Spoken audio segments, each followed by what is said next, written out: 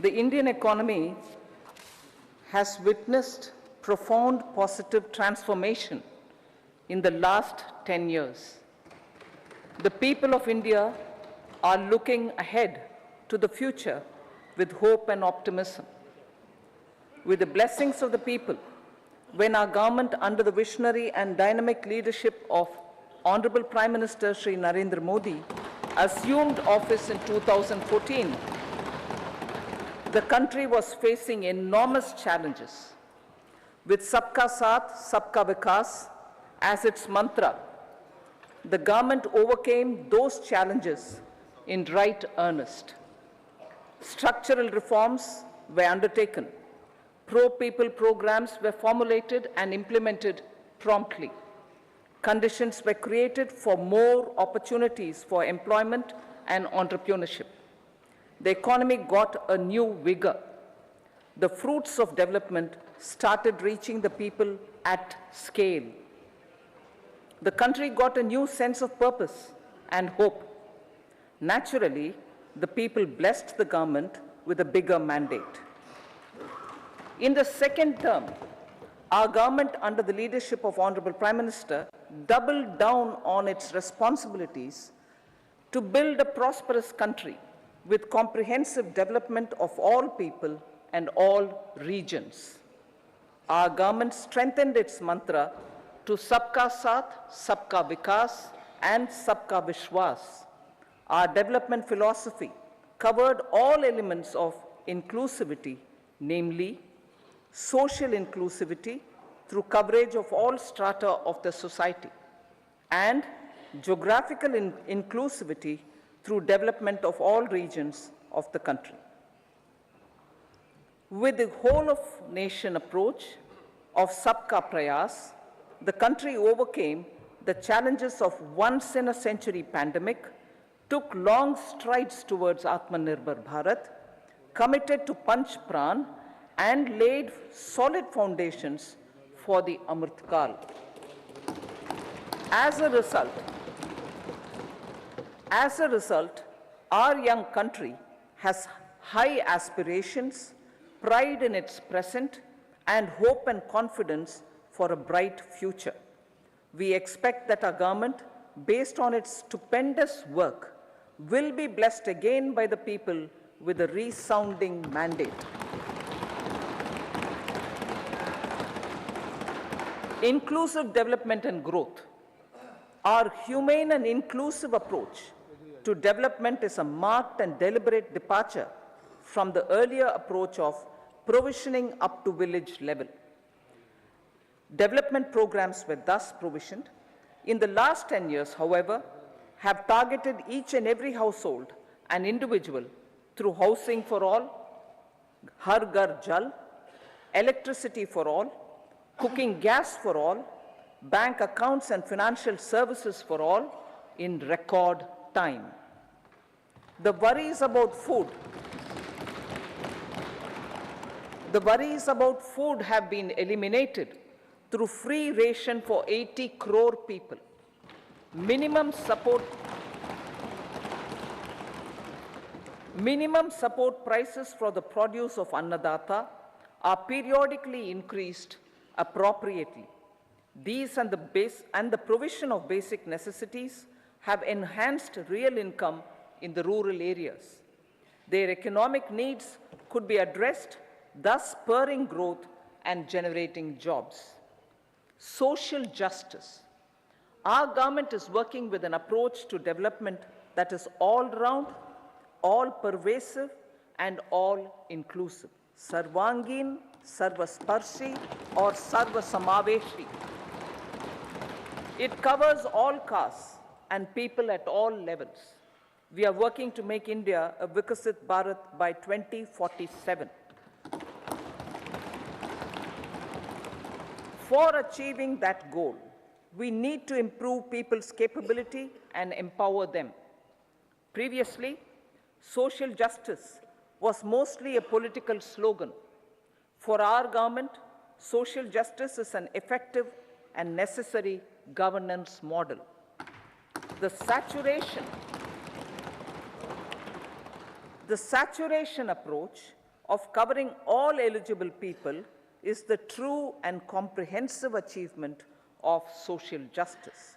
This is secularism in action, reduces corruption, and prevents nepotism, prevents Bhai Bhatijawad. There is transparency and assurance that benefits are delivered to all eligible people. The resources are distributed fairly. All, regardless of their social standing, get access to opportunities. We are addressing systemic inequalities that had plagued our society.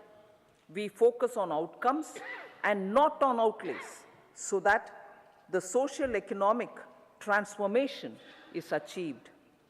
As our Prime Minister firmly believes, we need to focus on 4 major castes. They are Garib, Mahilayein, Yuva, and Annadata. Their needs, their aspirations, and their welfare are our highest priority. The country progresses when they progress. All 4 require and receive government support in their quest to better their lives. Their empowerment and well-being will drive the country forward. Garib Kalyan, Desh Ka Kalyan.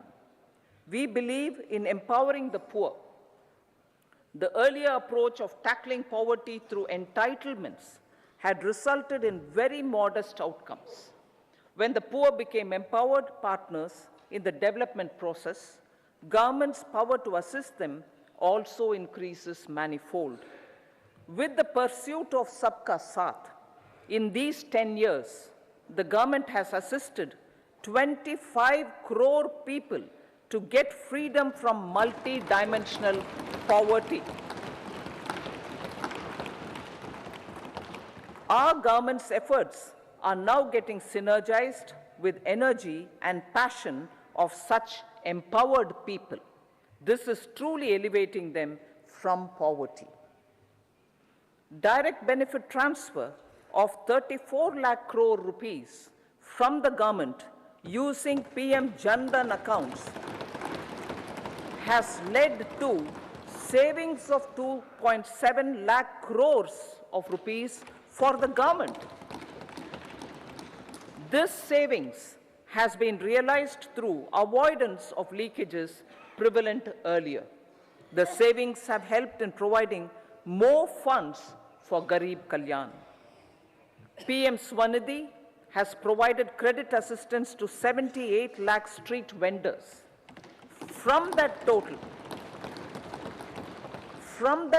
of 78 lakh street vendors, 2.3 lakh have received credit for the 3rd time.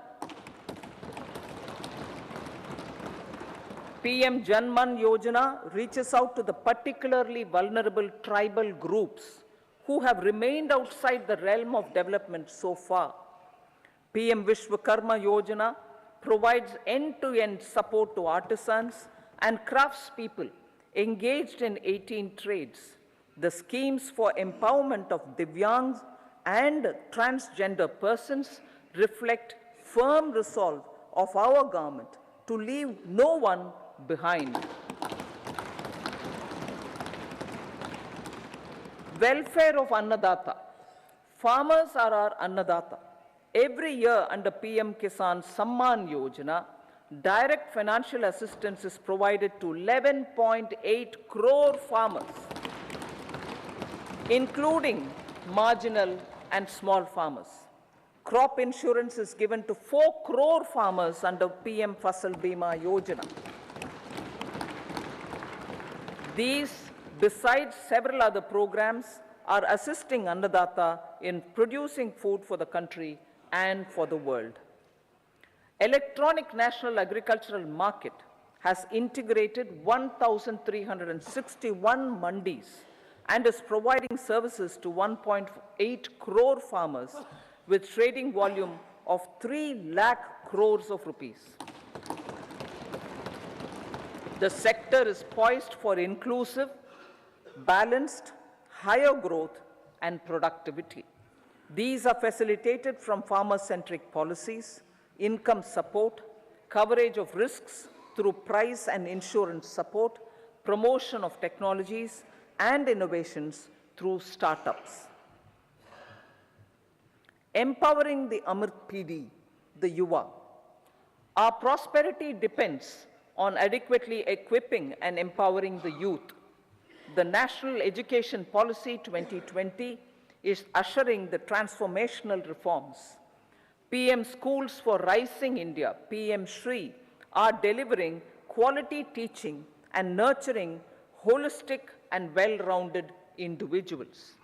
The Skill India mission has trained 1.4 crore youth,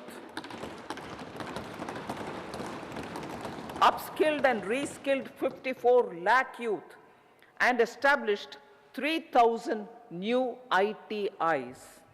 A large number of institutions of higher learning, namely 7 IITs, 16 triple ITs, 7 IIMs, 15 AIMS, and 390 universities have been set up. PM Mudra Yojana has sanctioned 43 crore loans aggregating to 22.5 lakh crores of rupees for entrepreneurial aspirations of our youth. Besides that, Fund of Funds, Startup India, and Startup Credit Guarantee schemes are assisting our youth. They are also becoming Rozgar Data. The country is proud of our youth scaling new heights in sports. The highest ever medal tally in Asian Games and Asian Para Games in 2023 reflects a high confidence level.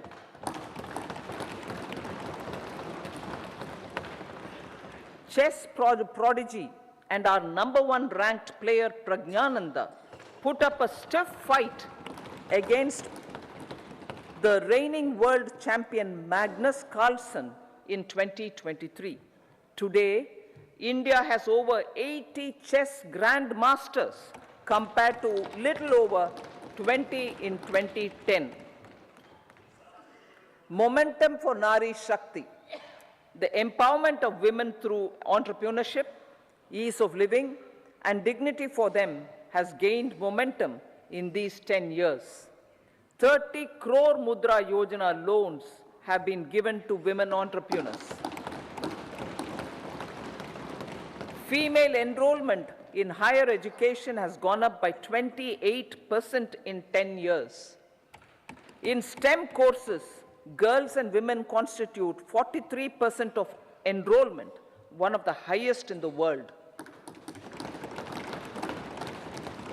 All these measures are getting reflected in the increasing participation of women in workforce. Making triple talaq illegal, reservation of 1/3 seats for women in the Lok Sabha and state assemblies, and giving over 70% houses under PM Awas Yojana in rural areas to women, and giving over 70% houses under PM Awas Yojana in rural areas to women as sole or joint owners have enhanced their dignity. Exemplary track record of governance, development, and performance. Besides delivering on high growth in terms of gross domestic product, the government is equally focused on a more comprehensive GDP, that is, governance, development, and performance. Our government has provided transparent, accountable, people-centric, and trust-based administration with citizen-first and minimum government, maximum governance approach. The impact of all-round development is discernible in all sectors. There is macroeconomic stability, including in the external sector. Investments are robust. The economy is doing well. People are living better and earning better with even greater aspirations for future. Average real income of the people has increased by 50%. Inflation is moderate. People are getting empowered, equipped, and enabled to pursue their aspirations. There is effective and timely delivery of programs and of large projects. Economic management. The multi-pronged economic management over the past 10 years has complemented people-centric, inclusive development. Following are some of the major elements. 1. All forms of infrastructure, physical, digital, or social, are being built in record time.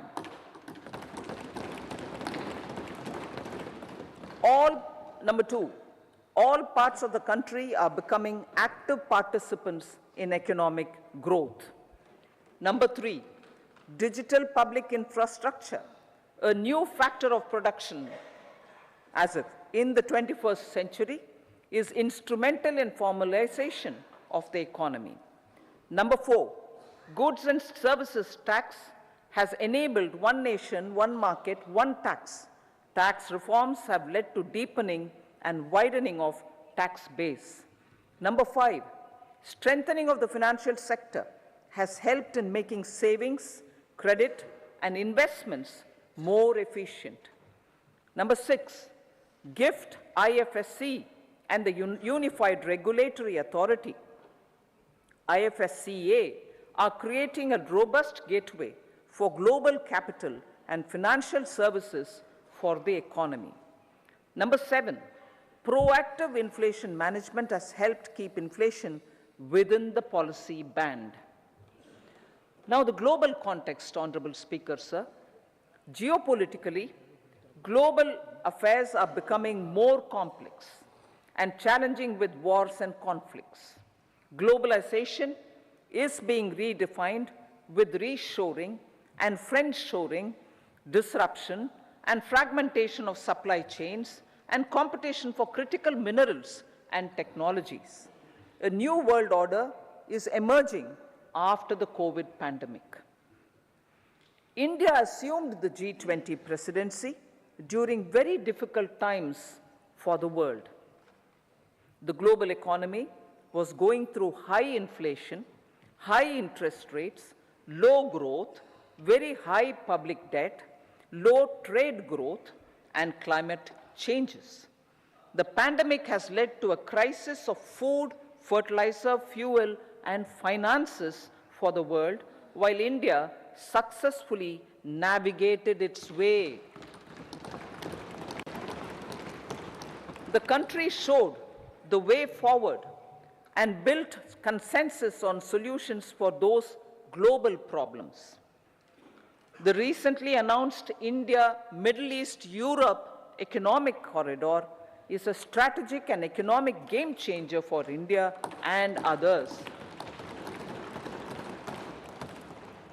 In the words of Honorable Prime Minister, the corridor, and I quote, will become the basis of world trade for hundreds of years to come, and history will remember that this corridor was initiated on Indian soil, unquote.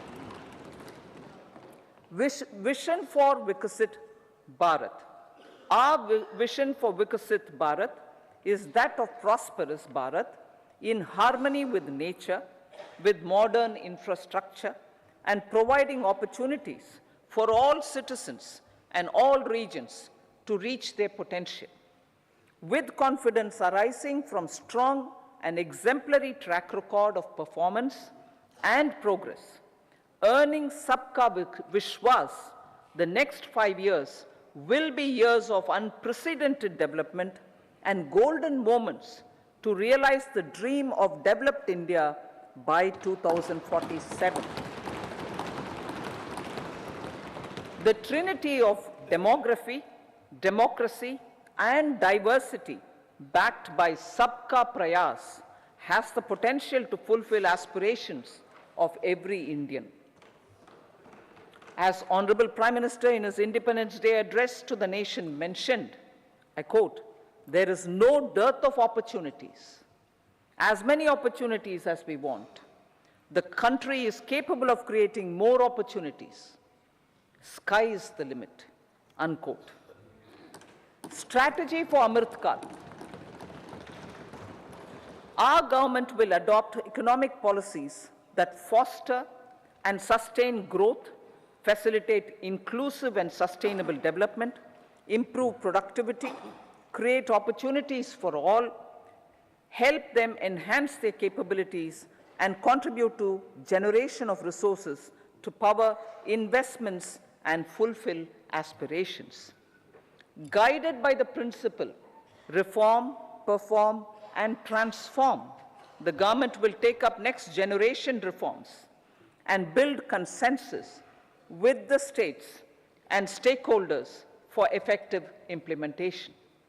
It is an important policy priority for our government to ensure timely and adequate finances, relevant technologies, and appropriate training for the micro, small, and medium enterprises, MSMEs, to grow and also compete globally. Orienting the regulatory environment to facilitate their growth will be an important element of this policy mix.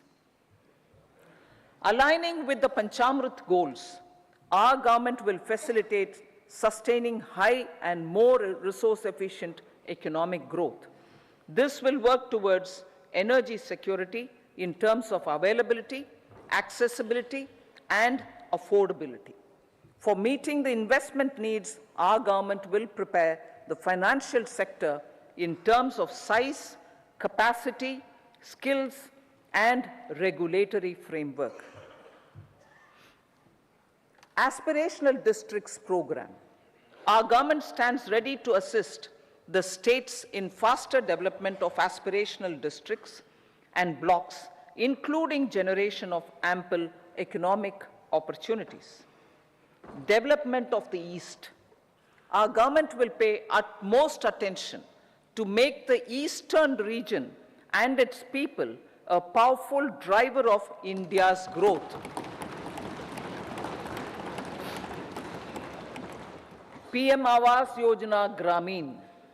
Despite the challenges due to COVID, implementation of PM Awas Yojana Grameen continued, and we are close to achieving the target of 3 crore houses. 2 crore more houses will be taken up in the next 5 years to meet the requirement arising from increase in the number of families. Rooftop solarization and Muft Bijli. Through rooftop solarization, 1 crore households will be enabled to obtain up to 300 units free electricity every month. This scheme follows the resolve of Honorable Prime Minister on the historic day of consecration of Sri Ram Mandir in Ayodhya. Following benefits are expected. Savings up to 15 to 18,000 rupees annually for households from free solar electricity and selling the surplus to the distribution companies. Charging of electric vehicles. Entrepreneurship opportunities for a large number of vendors for supply and installation.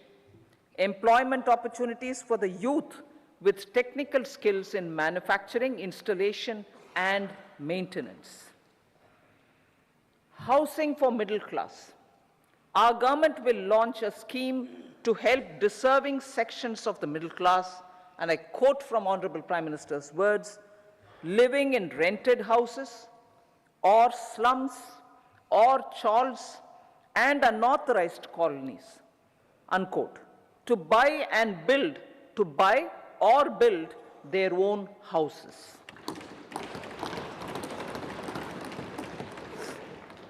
Medical colleges.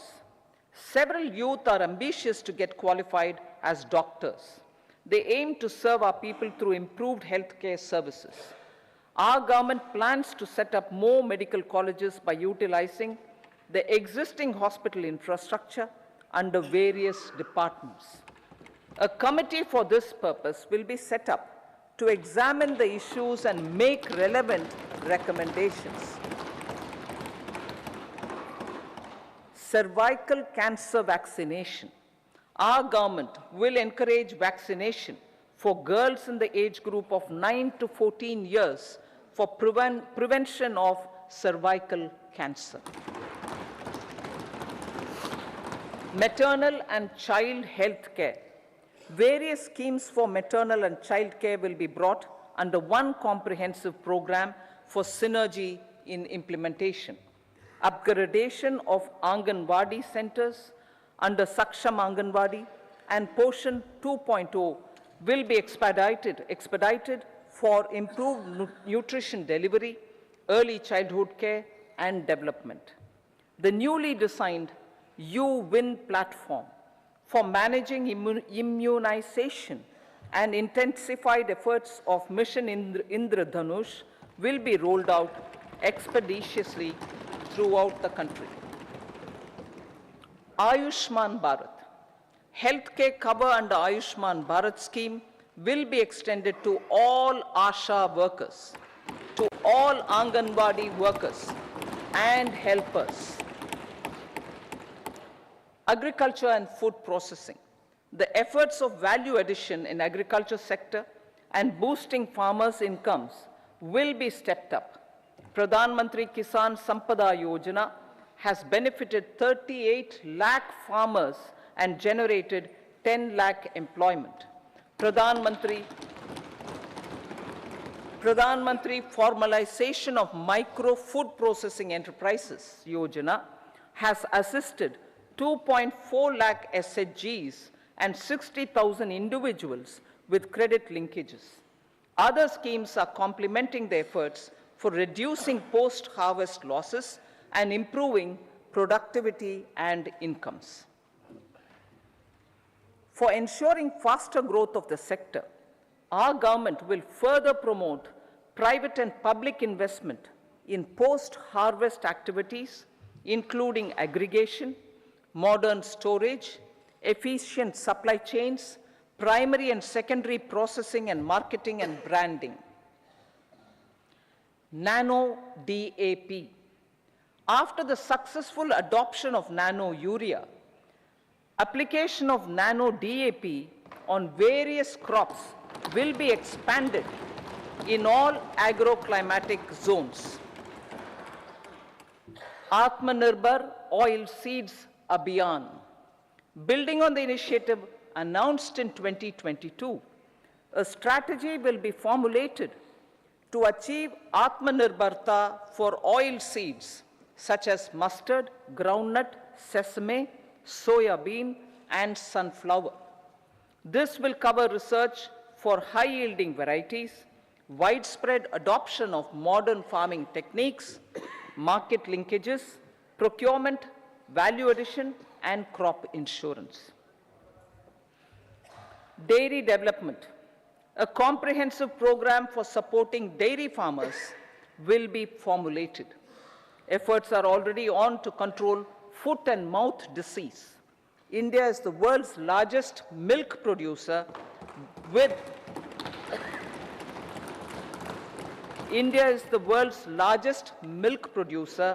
but with low productivity of milch animals. The program will be built on the success of existing schemes such as Rashtriya Gokul Mission, National Livestock Mission, and infrastructure development funds for dairy processing and animal husbandry. Matsya Sampada. It was our government which set up a separate department for fisheries, realizing the importance of assisting fishermen. This has resulted in doubling of both inland and aquaculture production. Seafood exports since 2013-14 has also doubled. Implementation of Pradhan Mantri Matsya Sampada Yojana will be stepped up to 1. Enhance aquaculture productivity from existing 3 to 5 tons per hectare. 2. Double exports to 1 lakh crore rupees, and 3. Generate 55 lakh employment opportunities in the near future. 5 integrated aqua parks will also be set up. Lakpati Didi.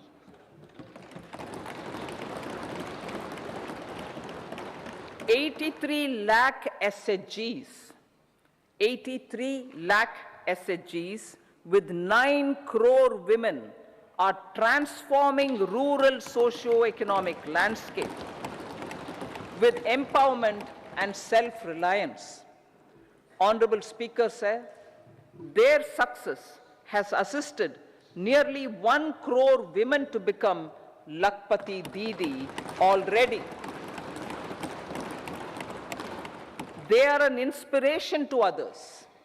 Their achievements will be recognized through honoring them. Buoyed by the success, it has been decided to enhance the target for Lakpati Didi from 2 crores to 3 crores.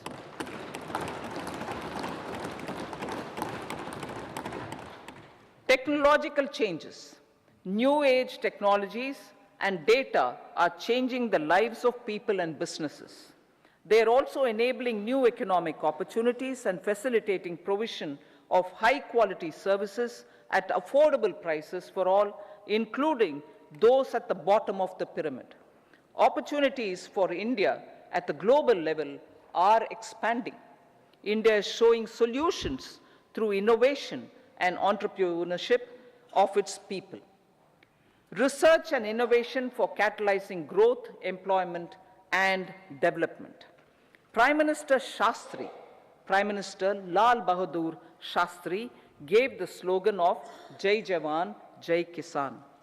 Prime Minister Vajpayee, Atal Bihari Vajpayee ji, made that Jai Jawan, Jai Kisan, Jai Vigyan. Prime Minister Modi has furthered that to Jai Jawan, Jai Kisan, Jai Vigyan, and Jai Anusandhan, as innovation is the foundation of development. For our tech-savvy youth, this will be a golden era. A corpus of 1 lakh crore rupees will be established with 50-year interest-free loan provided. The corpus will provide long-term financing or refinancing with long tenors and low and or nil. I repeat that sentence. The corpus will provide long-term financing or refinancing with long tenors and low or nil interest rates. This will encourage the private sector to scale up research and innovation significantly in sunrise domains. We need to have programs that combine the powers of our youth and technology. A new scheme will be launched for strengthening deep tech technologies for defense purposes and expediting Atmanirbharta. Infrastructure development. Building on the massive tripling of the capital expenditure outlay in the past 4 years, resulting in huge multiplier impact on economic growth and employment creation, the outlay for the next year is being increased by 11.1% to 11,111 crore rupees. This would be 3.4% of our GDP.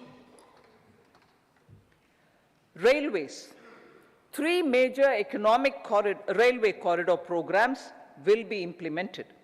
These are energy, mineral, and cement corridor.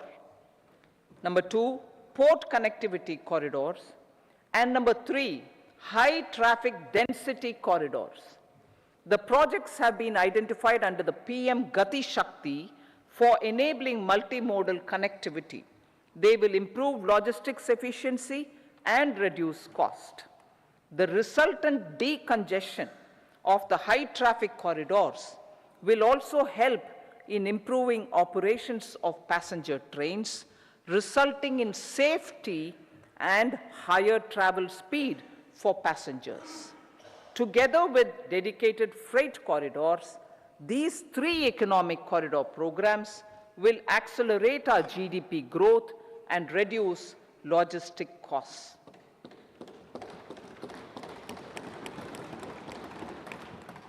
"40,000 normal rail bogies will be converted to Vande Bharat standards to enhance safety, convenience, and comfort of passengers." Aviation sector. The aviation sector has been galvanized in the past 10 years. Number of airports have doubled to 149. Rollout of air connectivity to Tier 2 and Tier 3 cities under UDAN scheme has been widespread. 517 new routes are carrying 1.3 crore passengers. Indian carriers have proactively placed orders for over 1,000 new aircrafts. Expansion of existing airports and development of new airports will continue expeditiously. Metro and Namo Bharat. We have a fast expanding middle class and rapid urbanization is taking place. Metro rail and Namo Bharat can be the catalyst for the required urban transformation. Expansion of these systems will be supported in large cities, focusing on transit-oriented development. Green energy. Towards meeting our commitment for net zero by 2070, the following measures will be taken. Viability gap funding will be provided for harnessing offshore wind energy, potential for initial capacity of 1 gigawatt. Coal gasification and liquefaction capacity of 100 metric tons will be set up by 2030. This will also help in reducing imports of natural gas, methanol, and ammonia. Phased mandatory blending of compressed biogas in compressed natural gas for transport and piped natural gas for domestic purposes will be mandated.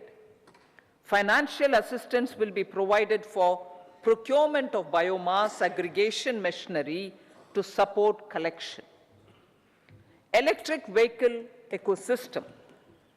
Our government will expand this and strengthen the e-vehicle ecosystem by supporting manufacturing and charging infrastructure.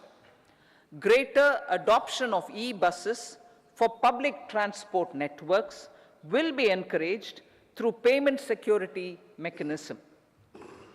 Biomanufacturing and biofoundry. For promoting green growth, a new scheme of biomanufacturing and biofoundry will be launched. This will provide environment-friendly alternatives such as biodegradable polymers, bioplastics, biopharmaceuticals, and bioagri inputs. This scheme will also help in transforming today's consumptive manufacturing paradigm to the one based on regenerative principles. Blue Economy 2.0. For promoting climate resilient activities for Blue Economy 2.0, a scheme for restoration and adaptation measures and coastal aquaculture and mariculture with integrated and multi-sectoral approach will be launched. Comprehensive development of tourist centers. The success of organizing G20 meetings in 60 places presented diversity of India to global audience. Our economic strength has made the country an attractive destination for business and conference tourism. Our middle class also now aspires to travel and explore. Tourism, including spiritual tourism, has tremendous opportunities for local entrepreneurship. States will be encouraged to take up comprehensive development of iconic tourist centers, branding and marketing them at global scale. A framework for rating of the centers based on quality of facilities and services will be established. Long-term interest-free loans will be provided to states for financing such development on matching basis. To address the emerging fervor for domestic tourism, Honorable Speaker, sir, projects for port connectivity, tourism infrastructure, and amenities will be taken up on our islands, including Lakshadweep. This will help in generating employment also. Promoting investments. The FDI inflow during 2014 to 23 was $596 billion, marking a golden era. That is twice the inflow during 2005 to 14. For encouraging sustained foreign investment, we are negotiating bilateral investment treaties with our foreign partners in the spirit of First Develop India. FDI is First Develop India. Reforms in the states for Vikasit Bharat. Many growth and development enabling reforms are needed in the states for realizing the vision of Vikasit Bharat. A provision of 75,000 crore rupees as 50-year interest-free loan is proposed this year to support those milestone-linked reforms by the state governments. Societal changes. The government will form a high-powered committee for an extensive consideration of the challenges arising from fast population growth and demographic changes. The committee will be mandated to make recommendations for addressing these challenges comprehensively in relation to the goal of Vikasit Bharat. Amrit Kal as Kartavya Kal. Our government stands committed to strengthening and expanding the economy with high growth and to create conditions for people to realize their aspirations. Honorable Prime Minister, in his Independence Day address to the nation in the 75th year of our Republic, said, and I quote, "We commit ourselves to national development with new inspirations, new consciousness, new resolutions as the country opens up immense possibilities and opportunities. It is our Kartavya Kal." Unquote. Every challenge of the pre-2014 era was overcome through our economic management and our governance. These have placed the country on a resolute path of sustained high growth. This has been possible through right policies, true intentions, and appropriate decisions. In the full budget in July, Honorable Speaker, our government will present a detailed roadmap for our pursuit of Vikasit Bharat.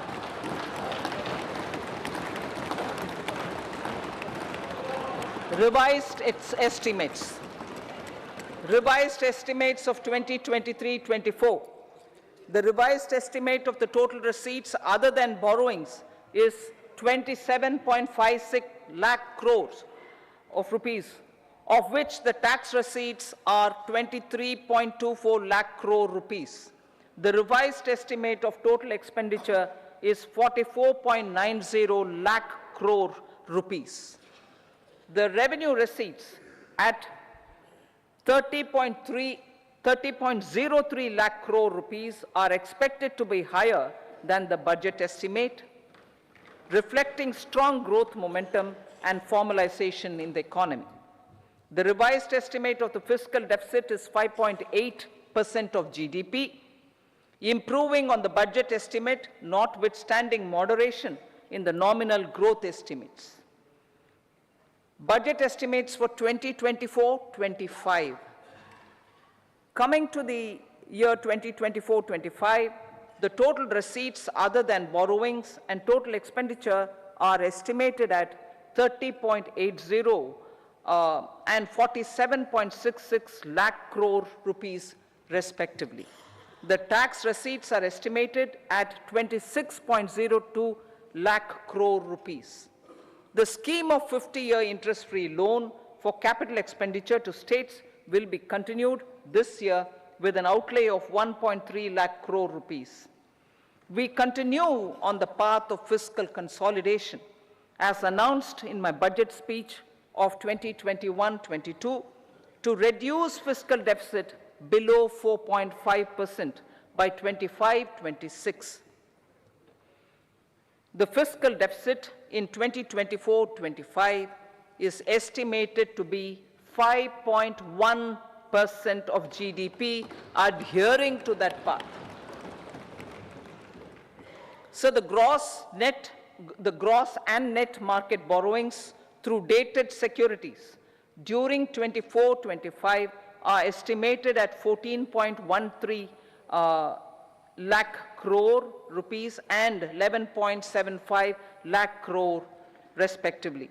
Both will be less than that in 23-24. Now that the private investments are happening at scale, the lower borrowings by the central government will facilitate larger availability of credit for the private sector. Vote on account. I'll be seeking vote on account approval of the Parliament through the appropriation bill for a part of the financial year 2024-25. I will now move to Part B. Honorable Speaker, sir, over the last 10 years, the direct tax collections have more than trebled and the return filers swelled 2.4 times. I would like to assure the taxpayers that their contributions have been used wisely for the development of the country and welfare of its people. I appreciate the taxpayers for their continued support. The government has reduced and rationalized tax rates. Under the new tax scheme, there is now no tax liability for taxpayers with income up to 7 lakh rupees, up from 2.2 lakh rupees in the financial year 2013-14. The threshold for presumptive taxation for retail businesses was increased from 2 crores to 3 crores. Similarly, the threshold for professionals eligible for presumptive taxation was increased from 50 lakh rupees to 75 lakh rupees. Also, corporate tax rate was decreased from 30% to 22% for existing domestic companies and to 15% for certain new manufacturing companies. Honorable Speaker, sir, in the last 5 years, our focus has been to improve taxpayer services. The age-old jurisdiction-based assessment system was transformed with the introduction of faceless assessment and appeal, thereby imparting greater efficiency, transparency, and accountability. Introduction of updated income tax returns, a new Form 26AS, and pre-filling of tax returns have made filing of tax returns simpler and easier. Average processing time of returns has been reduced from 93 days in the year 2013-14 to a mere 10 days this year, thereby making refunds faster. Indirect taxation. By unifying the highly fragmented indirect tax regime in India, the GST has reduced the compliance burden on trade and industry. The industry has acknowledged the benefits of GST. According to a recent survey conducted by a leading consulting firm, 94% of industry leaders view the transition to GST as largely positive. According to 80% of the respondents, it has led to supply chain optimization, as elimination of tax arbitrage and octroi has resulted in disbanding of checkposts at the state and city boundaries. At the same time, tax base of GST more than doubled, and the average monthly gross GST collection has almost doubled to 1.66 lakh crores this year. States too have benefited. States' SGST revenue, including compensation released to states in the post-GST period of 2017-18 to 2022-23, has achieved a buoyancy of 1.22. In contrast, the tax buoyancy of state revenues from subsumed taxes in the pre-GST four-year period of 2012-13 to 2015-16 was a mere 0.72. The biggest beneficiaries are consumers, as reduction in logistic cost and taxes have brought down prices of most goods and services. We have taken a number of steps in customs to facilitate international trade. As a result, the import release time declined by 47% to 71 hours at inland container depots, by 28% to 44 hours at air cargo complexes, and by 27% to 85 hours at seaports over the last 4 years since 2019, when the national time release studies were first acted. Tax proposals. As for tax proposals, in keeping with the convention, I do not propose to make any changes relating to taxation and propose to retain the same tax rates for direct and indirect taxes, including import duties. However, certain tax benefits to startups and investments made by sovereign wealth or pension funds, as also tax exemption on certain income of some IFSC units, are expiring on 31/3/2024. To provide continuity in taxation, I propose to extend the date to 31/3/2025. Moreover, in line with our government's vision to improve ease of living and ease of doing business, I wish to make an announcement to improve taxpayers' services. There are a large number of petty, non-verified, non-reconciled, or disputed direct tax demands, many of them dating as far back as 1962, which continue to remain on the books, causing anxiety to honest taxpayers and hindering refunds of subsequent years.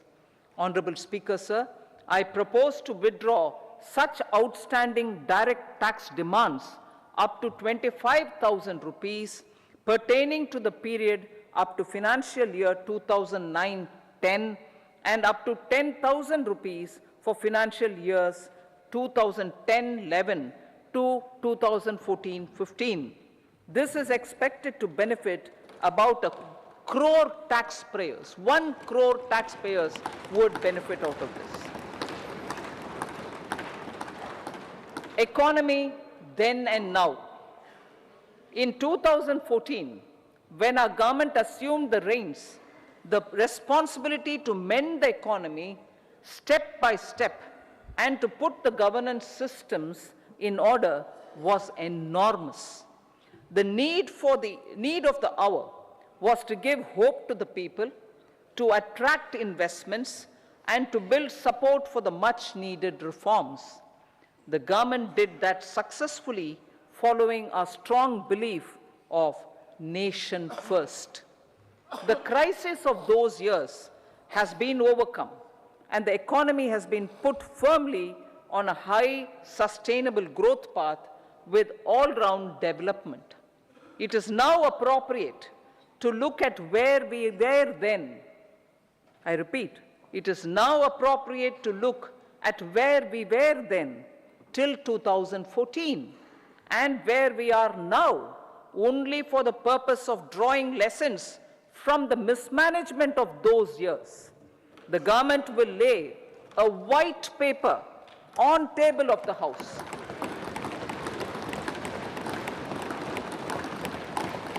The exemplary track record of governance, development and performance, effective delivery and Jan Kalyan has given the government trust, confidence and blessings of the people to realize whatever it takes, the goal of Vikasit Bharat with good intentions, true dedication and hard work in the coming years and decades.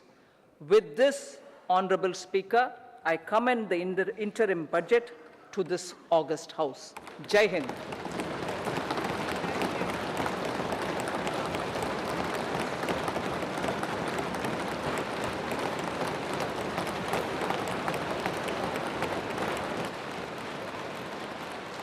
Item number 2, Srimati Nirmala Sitharaman ji.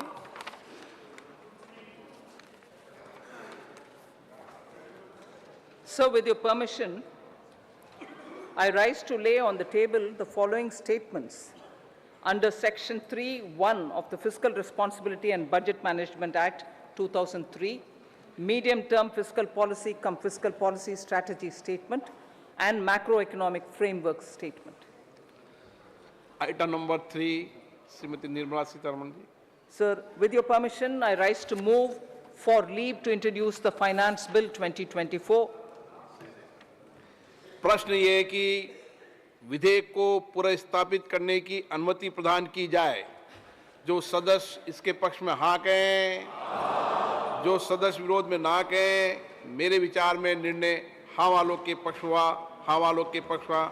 माननीय मंत्री जी विधेयक को पुनर्स्थापित करें। So I introduce the bill. सभा की कार्रवाई शुक्रवार दिनांक 2 फरवरी 2024 को प्राप्त 11 बजे तक के लिए स्थगित की जाती है।